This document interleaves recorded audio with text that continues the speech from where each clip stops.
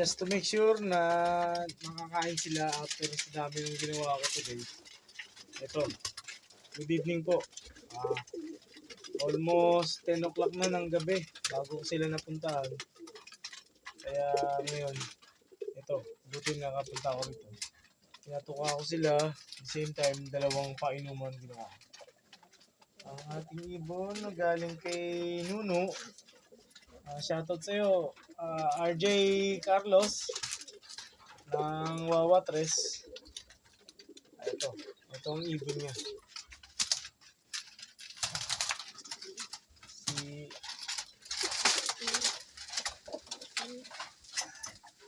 Si Nana. Ito si Nana.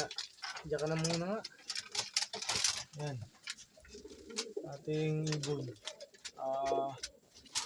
Ating si Papa Bear. Nagkakaroon na yata ng relasyon. Kay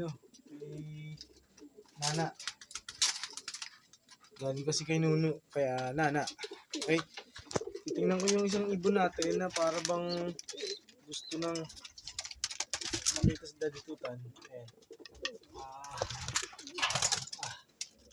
Ayan, itong ibon natin si Berta. Ayun, nag-aaway sila. Tingnan ko si Ito ko nilagay sa isang page natin sa loob. Parang hindi sila nag-aaway.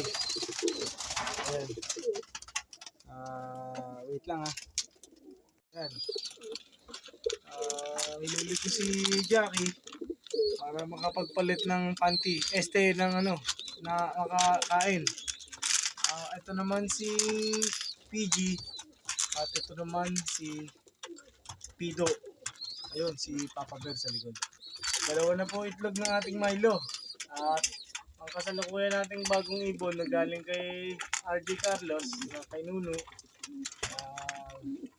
Ayan, andyan. At the same time, andito na yung ibon natin na si nag-aanta ng pugad si Mother Dada. Ito nga pala si PG. Kaya PG pangalan niya, yung dumating sa atin, pakigutom. Ito naman si Chubby.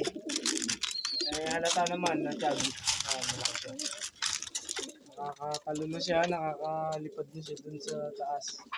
Hindi ko mailawan makakuha dong picture sa inyo sinulog. Kasi siya madilim. Binukutan ko po siya dahil nagpe-feathering na siya. Tinulungan ko na mag-feathering. Samantalang ito naman si Jumbo. Ito mas Jumbo. Ayun, ng babae. Ito si Baba. Ayan.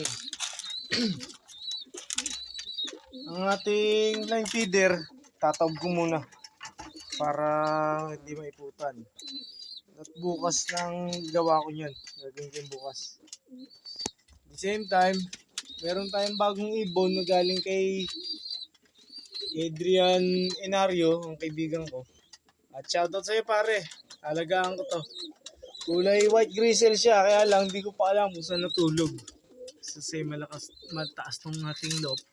Meron dun sa taas na pinaka-flyer natin nandun sa taas. Ito naman, ang ibon natin na si Red Stencil. Mukhang maganda na ang kondisyon niya. Mukhang pwede na siyang lumipad anytime.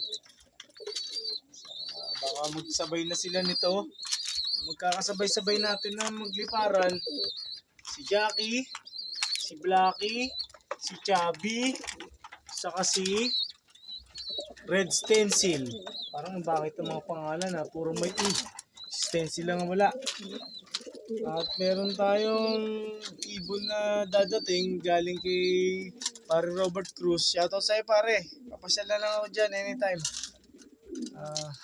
Sensya ka na, hindi kita madala ng patoka. Anyway, thank you po sa ating mga subscriber na sumusuporta araw-araw.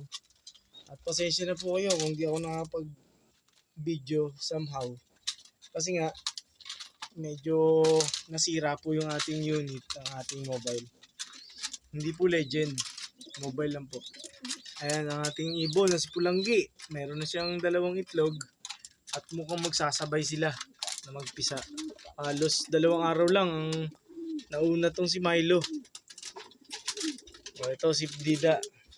Ito naman si Ano ba pinangalan ko sa iyo? Nguso, tawing. Tawing. Pinangalan ko sa kanya. Kasi nakatawing yung nguso niya.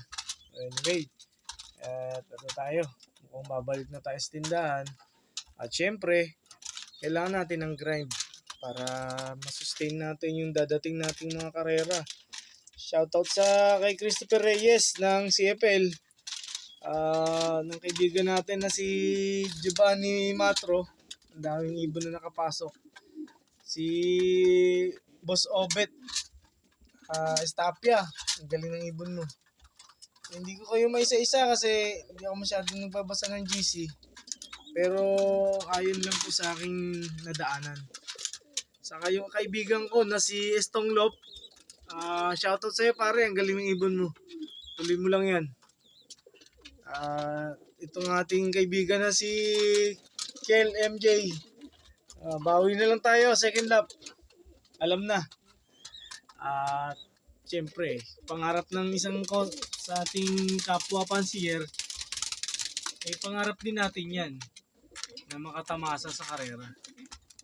Ayan po, mga ibon natin. Ito, binutbutan ko to dahil isasabay ko siya sa mga palipad natin, kagaya ni Jackie at Lucky, si Chubby at si Stencil, Red Stencil yan. Sasabay na siya. Kasi nagbi-viewing na siya kay parang Robert Cruz. Kaya hindi ko pwedeng bitawan siya basta.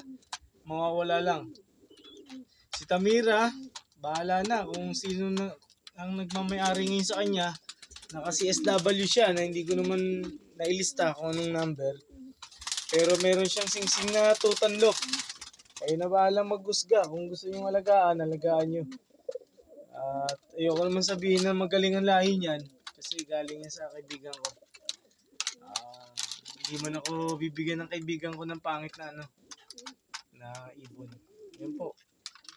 So, itutuloy-tuloy ko tong ating project dito sa sa line feeder na to. Hindi ko na masyadong maraming ginagawa ang Daddy Tutan. Ayan po. Ganito po kahirap ang buhay kalapate. Ang buhay ni Daddy Tutan, ganito po kahirap. Sa ating mga kalapatids dyan na medyo masaklap ang tadhana, parang ninyo sa monte, bawi lang tayo sa south. Ganun pa rin, laban lang. Kung anong pangarap ng mga kapwa nating pansier, hindi ko naman itatanggi. Talagang disgrasya rin ako sa kabilang club. Yung aking ibubuelta na ibon, hindi buwelta nangyari. Massacre. Walang umuwi kahit isa. Pero laban lang. Tuloy lang sa pangarap. Tuloy lang. Tuloy-tuloy. Diyos ko po Panginoon. Matanda na yata ang Daddy Tutan. Pagod. Pero fight. Laban lang. Adya. Laban lang. Siyempre may pangarap tayo. Pangarap lang na mangarap. Dahil libre lang yan. Ang dilim ng area natin. Kaya mo na. Sa ibang pagkakataon, magagawa ko rin tong ating loop na to. Sa tulong ng mga kaibigan natin out there, sa tulong ng mga kalapatis natin. Mahihingi ako ng tulong. Pati yung mga ideas nila sa loop nila, i-apply natin dito sa ating loop. Ang Tutan Loop. Salamat po. Keep on following our channel. Tutan Loop. Kung ngayon ka lang nakarating sa channel na to, sana maibigan mong ipindutin yung subscribe button dyan, bell button sa ilalim, subscribe all notifications, follow and share na rin po. Open tayo sa comments. Ang ganda po yan. Yan po magpapaganda ng ating paglolop man, kahit wala tayong lop man. Pasensya na kayo, medyo madumi yung lop natin, pero hindi na imakan ng ipot ngayon kasi bumabagsak na dito sa baba. Alam nyo na, tinaas ko siya ng hanggang hips. Kaya, arigato, gozaimasu. Minasan, konbanwa. Maraming po salamat sa inyong lahat at magandang gabi po. Ingat po kayo sa biyahe, maulan po. Lalo na sa parting norte, sa mga kalapatis natin out there. Ingat po kayo sa biyahe, huwag mainit ang ulo. Madali po pasukan ng disgrasya. Ingat po. Diyos kite! Ingat po yun sa Saltang Hapon. Salamat po.